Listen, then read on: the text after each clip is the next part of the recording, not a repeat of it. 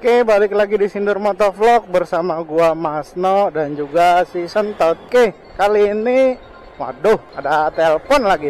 Baru mau bikin konten. Ada apa nih kira-kira?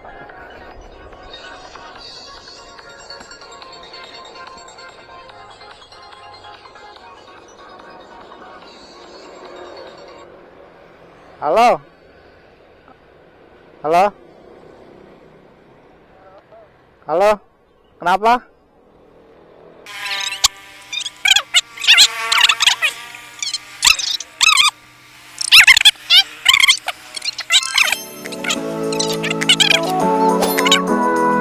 adalah video lanjutan dari percakapan yang waktu itu sempat kena record gitu ya. Dan gue coba berimajinasi, kayaknya ini layak dijadikan konten ya. Karena waktu itu ada di momen kayak gini, gue udah starting recording untuk kegiatan motovlog, tapi ternyata ada panggilan telepon. Nah, kemudian panggilan telepon tersebut itu mungkin isinya akan gue rangkum. Jadi intinya di percakapan telepon tempo hari, gue diminta untuk memperbaiki ini ya, mesin pendorong. Jadi kamar mandi gue itu kan pakai mesin pendorong, cuman mesin pendorongnya itu adalah hasil modifikasi ya dari pompa sumur dangkal.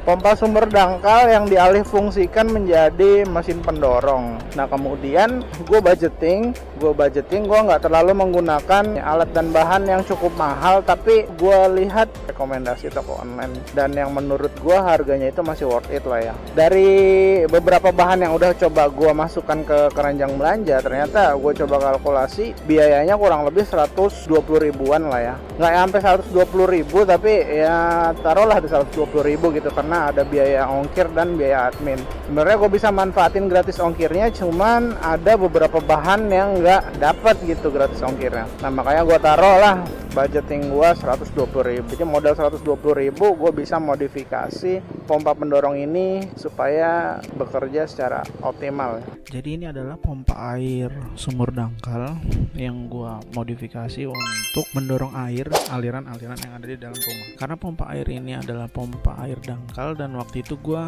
sempat ada kesalahan karena gue kira memanfaatkan pressure control juga bisa mengatur otomatisnya ya, tapi ternyata pressure control ini kurang maksimal. Nah, kali ini gue pengen coba modifikasi si pressure control menjadi flow switch control.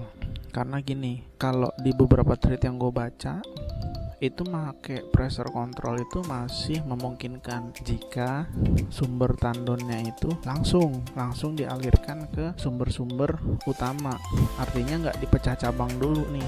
Karena di sini di case yang gua alami kali ini adalah kayak gini konsepnya.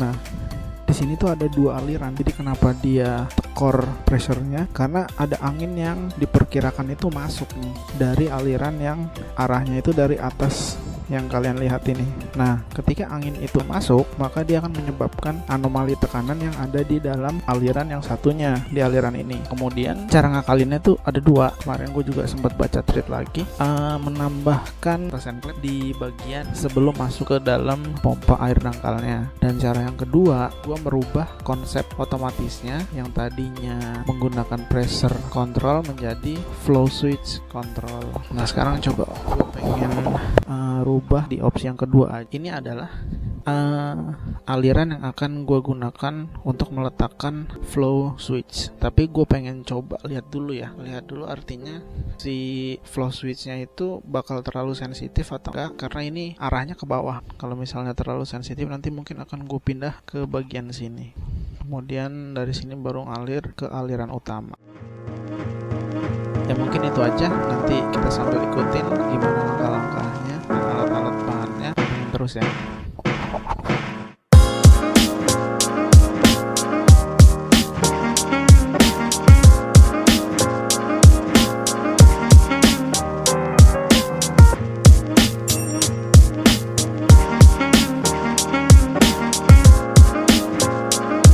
Oke, ini adalah alat dan bahan yang akan gue gunakan untuk proses upgrade ya.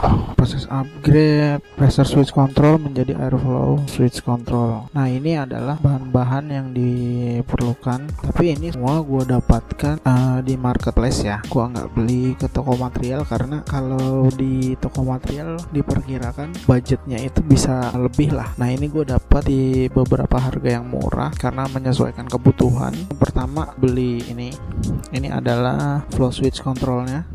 Ini adalah flow switch controlnya ya. Flow switch control ini gue beli seharga kurang lebih 80.000 sekian lah ya. Nah, di sini gue beli yang ukuran 1 in ke 3/4 dan setengah. Di paket pembeliannya selain flow switch controlnya, gue juga dapat 3 packing ya, untuk memastikan setiap sambungannya itu kedap. Selanjutnya gue membeli ini ya. Ini namanya shock drat luar. Ini shock drat luar dari 1 in. Untuk masukannya ini adalah yang setengah in. Gue pakai merek Ruchika, cuma dratnya itu nggak dari Kuningan karena nanti gue pengen pastiin ini tuh udah fix kita kunci ke flow switch controlnya. Gue juga beli ini ya, shock drat dalam ukuran setengah. Nah, ini ukuran setengah. Nanti gue akan sambungkan ke Kuningan yang ini. Kurang lebih fungsinya seperti ini. Selanjutnya gue juga beli ini seal tape. Nah, kemudian ini adalah lem pipa. Nih antara butuh dan nggak butuh, nanti kita lihat kondisi lapangan. Gue beli di harga 15.000. Kemudian seal tape dan juga shock drat ini kalau nggak salah ya, ini tuh 1.500. Kalau di material 3.000 sampai 5.000 nih seal tape. Nah, kemudian shock drat dalam dan shock drat luarnya ini gue dapat di harga 3.500 per buahnya. 3,5 ini 3,5.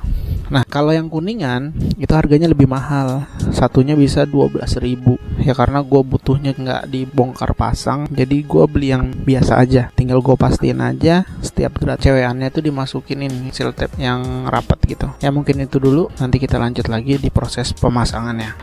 Ini udah selesai gue rakit atau gue rangka ya. Nah, kemudian nanti gue akan letakkan si air flow switch controlnya di sini ya. Nih biar lebih sensitif aja, nanti ketika dia ada kebuka sedikit aja langsung nyala mesinnya. Ya mudah-mudahan running well, nggak ada problem lagi. Harapannya kurang lebih seperti itu. Oke, kita lanjut prosesnya. Yang pertama kita potong dulu atau kita persiapkan dulu jalur si airflow switch controlnya ya. Setelah berhasil dipotong, kita coba fitting kira-kira udah sesuai atau belum.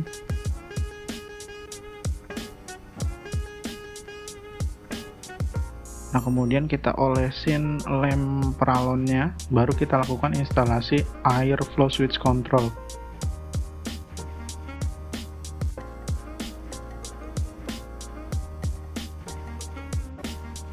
Kemudian kita putus jalur pressure switch controlnya, terus kita sambungkan ke kabel airflow switch controlnya. Ini proses koneksiannya antara plus dan minusnya nggak masalah kalau misalnya kebalik.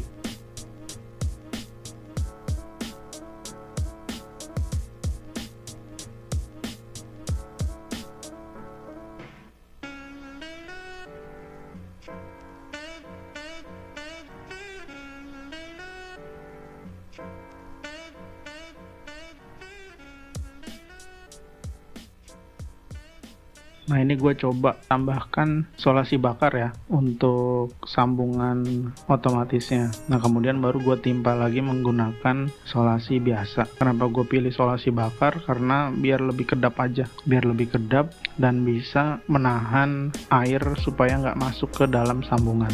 Karena ini kan letaknya di outdoor ya. Nah, prosesnya kurang lebih seperti ini.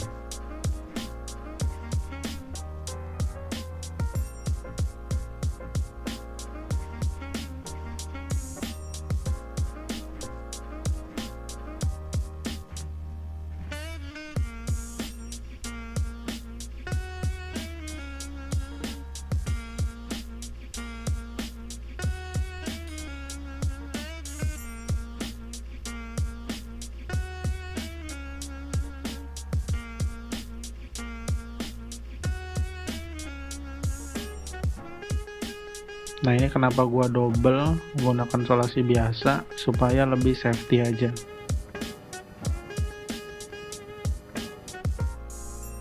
Nah kemudian gue juga menutup kembali si pressure control yang lama, jadi belum gue copot, jadi gue biarin aja. Sementara gue gunakan untuk ngegantung kabel yang ada di sini. Ya, kemudian ini adalah hasil pemasangannya. Saatnya kita uji coba.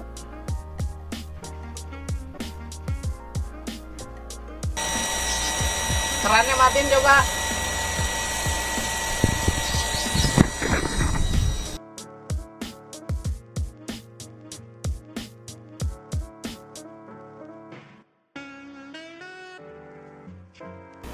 Udah on. Udah. Terus buka keran. Kerannya tutup. Udah aman. Sekarang coba flush toilet.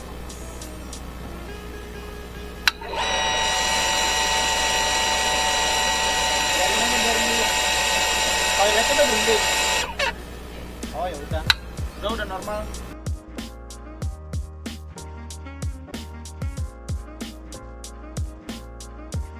Oke, alhamdulillah setelah diuji coba si air flow switch control ini berjalan sesuai keinginan gue ya. Positioning ini sebenarnya belum pernah dibahas oleh tutorial-tutorial yang ada di internet. Cuman dari teori yang gue coba banyak baca dan gue coba tarik hipotesa ya. Gue tarik hipotesa kalau misalnya gue taruh di posisi horizontal itu butuh momen yang cukup pas sampai sepersekian detik si otomatis ini bakal nyala. Tapi gue coba eksperimen berdasarkan realita yang ada dan kayaknya memungkinkan gitu. Gue coba letakkan posisi si air flow switch control ini di posisi yang miring supaya lebih sensitif ketika ada keran yang dibuka walaupun tekanannya nggak terlalu besar, dia otomatisnya langsung ngedorong dan kena trigger sehingga si mesin ini aktif.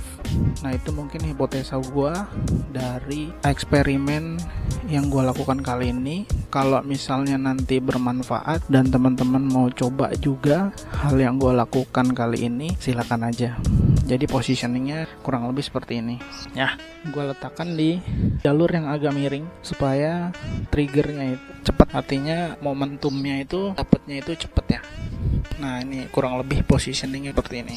Nah untuk pompa airnya tadinya gue sempat ragu, tapi setelah gue baca literasi atau literatur memantapkan diri gue untuk mengimplementasikan apa yang udah dilakukan oleh orang lain, tapi modifikasinya adalah positioning dari air flow switch controlnya. Ya kurang lebih seperti ini. Ya mungkin segini aja video yang bisa gue buat, kurang lebihnya mohon maaf. Sampai jumpa di video gue yang lain. See you.